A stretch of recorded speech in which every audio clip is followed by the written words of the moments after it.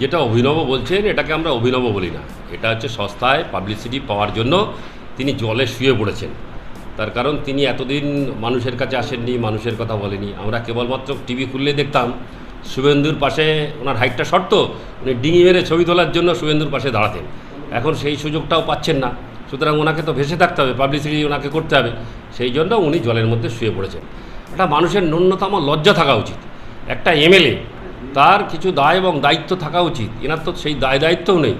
উনি তো ওনার MLA fund থেকে অন্তত কিছু করতে পারতেন, কিছুই না করে উনি জলে শুয়ে পড়ছেন। এখন জলে শুচ্ছেন শুন, 26-এর ইলেকশনের পরে উনি বাড়িতে গিয়ে শুয়ে পড়বেন। তার কারণ এইসব নাটক বাংলার মানুষ প্রত্যক্ষ করেছেন, তারা জানেন যে কারা প্রকৃত মানুষের পাশে থাকেন, কারা প্রকৃত মানুষ করেন, মানুষের কাজ করেন।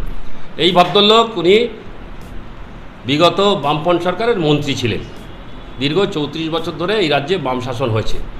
তারা কেন সেই সময় এই রাস্তার জন্য কোনো পরিকাঠামোগত উন্নয়ন করেননি, এটা আমার প্রশ্ন। আপনার চ্যানেলের মাধ্যমে আমি তাদেরকে করতে চাই।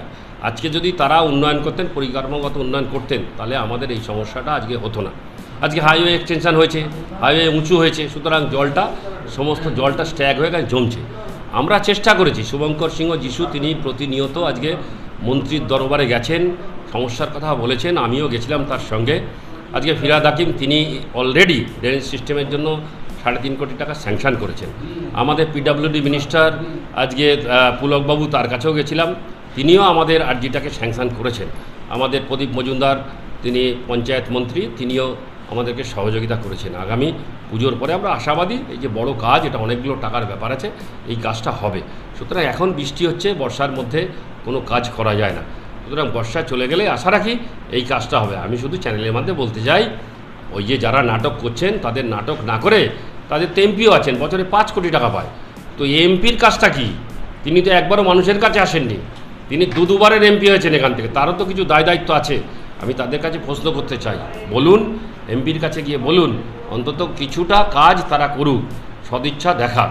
আমরা প্রতিনিয়ত এলাকায় এলাকায় উন্নয়ন করি, মানুষের পাশে থাকি। সুতরাং আমাদেরকে নতুন করে এসব নাটক করে আমাদেরকে লাভ নেই। তার কারণ প্রকৃত কাজটা মমতা বন্দ্যোপাধ্যায় করেন, তৃণমূল কংগ্রেস করে। আমরাও এই রাস্তার উন্নয়নটা আমরাই করব।